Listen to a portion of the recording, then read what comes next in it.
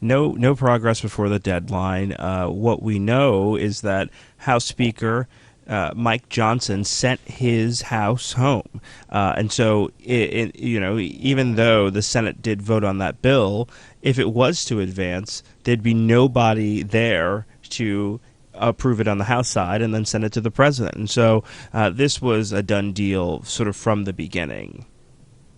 Myles, it's been 7 years nearly since the last one of these shutdowns has happened. Remind us what happens to government operations now. Yeah, so what we know is that specifically for global markets, there'll be no Friday jobs report, nor will inflation or GDP figures be released in a timely fashion. For Europe, it's critical, obviously, because central banks and investors are relying on those numbers just to gauge U.S. growth and the Fed's policy path. Without those, markets are really going to be flying blind, and it adds volatility both to the treasuries, and to the dollar, and even energy prices. And so, it's going to be something to watch. In addition to that, we've got 750,000 government employees in the United States who are going to be furloughed, and that has an immediate effect on the way that the government operates. And so this is going to be crucial to see how long this lasts and when they can come to a consensus to get this all handled and to get a job done. Yeah, okay. What do we think it means politically for President Trump, maybe for the Democrats too? Right. So this is all about an $800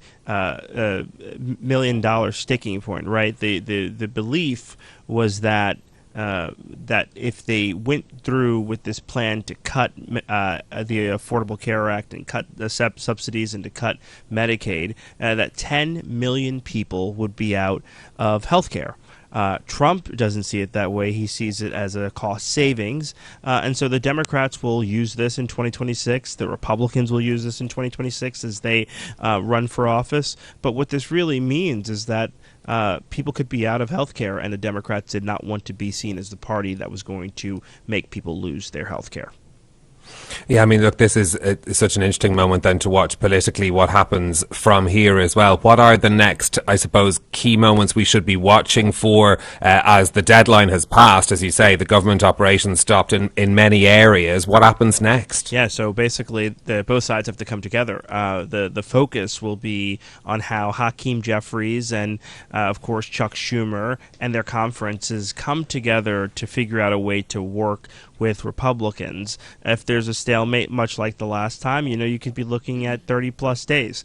During the Clinton administration, we're looking at 23 days. During the Obama administration, they went past 10 days. So, it definitely will take some time. But the one thing that's different about all of these instances is that, of course, then you weren't talking about furloughed staff staying furloughed or perhaps being fired. This time, with the DOGE cuts, these people have the potential to never return to their jobs. That's very scary, and it's something that very much could be in play here, but the unions are trying to fight against that.